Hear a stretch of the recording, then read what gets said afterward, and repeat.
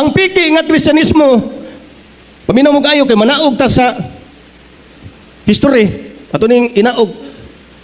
Ang piki nga Kristyanismo, mao kanang nagkasagol nga doktrina o pagtulunan sa duha ka relihiyon.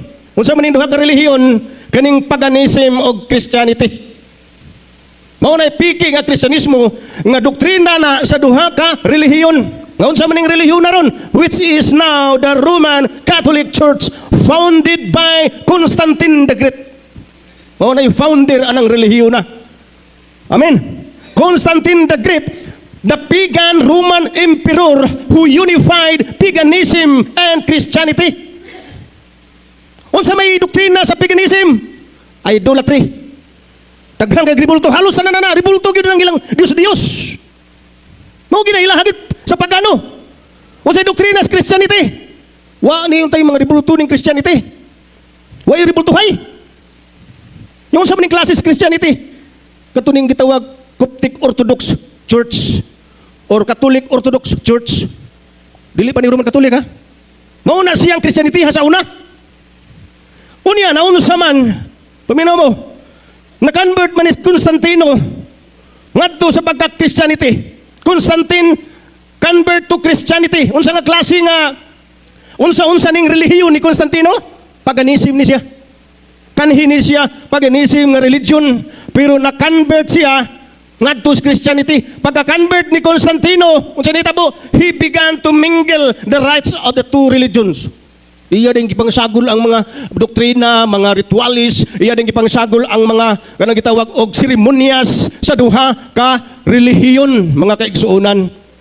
Ang advice niya, kuno lang ta, di na lang ta mag away-away mo sa unang panahon. Di na mag-away, magsagol lang ta.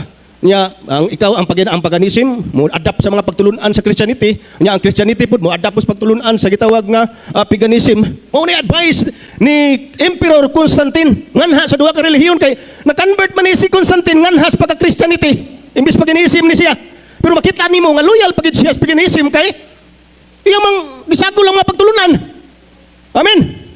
Mao na nga mahibong ka nga ang Roman Catholic Church, munang paghanggi kay puglarawan nga naman, nagkasagol man ang sinagla naman kuna sa paganism nga pagtulunan. Amen. Di man pag-abot sa 600 years, 6th century, ang maong tinuuhan na nini nga gisagol ni Constantine, paminaw mo gayo, dinhi sugdi ang tinuhuan pagtawag the Roman Catholic Church.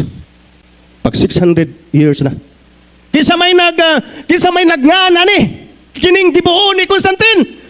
Ang nagngana ni si Pope Gregory the Great. The Roman Catholic Church. Ang Roman Catholic Church officially is the religion of the Roman Empire. Relihiyon is Roman Empire, kining Roman Catholic Church. Yan hibaw ba mo? Nga ang Roman Empire maoy hari-hari sa tibuok kalibutan. Alas! Mga dalira kayong may kailap ang Roman Catholic Church religion sa western part sa kalibutan. Unsa man western part sa kalibutan? Europa. Halos tibuok kayutaan sa Europa, sulido na Roman Catholic Church. Kanang yuta area, kitag Muslim dia. Roman Catholic Church ng lugar da yuta. Amen. Nagaron, gikan sa 312 AD ngadto sa 600 AD, grabing pagpanghasi sa Roman Empire ni ining mga panahona. Unya niabot sa punto nga ang relihiyong Romano Katoliko religion pamatyon ang magbasa sa Biblia, sunugon ang Biblia, apil na ang magbasa sa Biblia, sunugon anha pagis pulpit nila sunugon. May nang mahibaw mo kay arudi mo magkuwangan. Awag unsa nang kalakiha sa religion pag sunugon ang magbasa sa Biblia. Ha? Sunugon diha sa stage ang magbasa ng Biblia, sunugon hastang nagbasa, sunugon. Rome corrupted Christianity. A time when the Bible was banned and burned. It was, sa maning panahon na, it was during the Dark Ages from 500 AD to 15th century. Kining mga panahon na 5th century up to 15th century timan ina nga ang Roman Catholic Church ilang gibawal ang pagbasa sa Biblia. Gipangsunog ang Biblia, apil na ang nagbasa. Okay. Gusto ko pa sana mga kapatid ituro sa inyo Rome corrupted Christianity. Paano po ang Christianity na corrupt sa Rome? Dito po mga kapatid sa panahon ito, sino mang hawak ng Biblia ay sinusunog nilang buhay, pati ang Biblia ang dala-dala nila. Yan po mga kapatid. Oh. It was during the Dark Ages 500 to 1500, the Christian Church of Rome. Ano daw? Church of Rome. Yung sinabi ko sa inyo kanina, na sila po mga kapatid naging official, official Catholicism. Roma 380 AD, Roman Catholicism became the official religion of Roman Empire. So, ang itong Roman Empire, anong ginawa nila mga kapatid ng Roman Empire, na Roman Catholic Church? Pinagsusunog yung mga tao sa stake. Kita mo, hindi lang magkatoliko. Susunugin na pati Biblia ang hawak ng tao. Salita ng Diyos yun eh. Ito pa.